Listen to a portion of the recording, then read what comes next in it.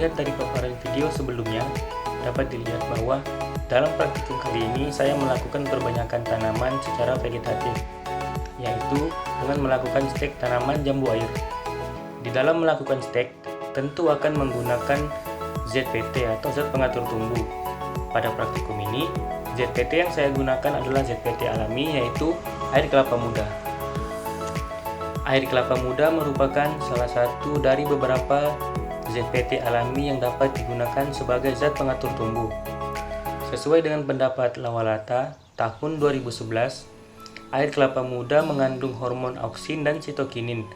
Kedua hormon ini digunakan untuk mendukung pembelahan sel sehingga membantu pembentukan tunas dan batang. Pada praktikum ini terdapat 5 taraf perlakuan konsentrasi yang digunakan, yaitu yang pertama 0% tanpa air kelapa, yang kedua 10% dengan 100 ml air kelapa ditambah 900 ml air, dan yang ketiga 20%, 200 ml air kelapa ditambah 800 ml air, dan yang keempat 30%, 300 ml air kelapa ditambah 700 ml air, dan yang kelima 40%, 400 ml air kelapa ditambah 600 ml air. Parameter pengamatan yang diamati adalah hari muncul tunas, jumlah muncul tunas, dan panjang tunas. Hasil pengamatan yang sudah dilakukan didapatkan hari munculnya tunas yang diamati setiap hari terdapat pada sampel dengan konsentrasi 40%. Begitupun jumlah munculnya tunas yang diamati setiap 7 HST, 14 HST, dan 21 HST. Banyaknya muncul tunas terdapat pada sampel dengan konsentrasi 40%.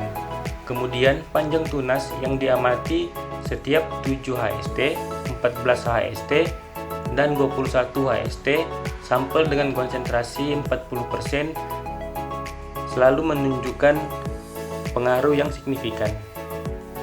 Dari pengamatan dapat dilihat bahwa perlakuan dengan konsentrasi tinggi atau 40% berpengaruh nyata. Artinya, dengan konsentrasi lebih tinggi lebih baik untuk pertumbuhan stek. Hal ini sesuai dengan pendapat Vanessa tahun 2011, yaitu pemberian ZPT air kelapa muda dengan konsentrasi tinggi memberikan pengaruh yang terbaik terhadap pertumbuhan stek. Namun, terdapat beberapa kesalahan dalam praktikum ini, sehingga banyak tanaman yang mati dan tidak mengeluarkan tunas. Hal ini diduga karena kelalaian praktikan di dalam melakukan perawatan tanaman dan juga kondisi lingkungan yang tidak mendukung pertumbuhan tanaman stek.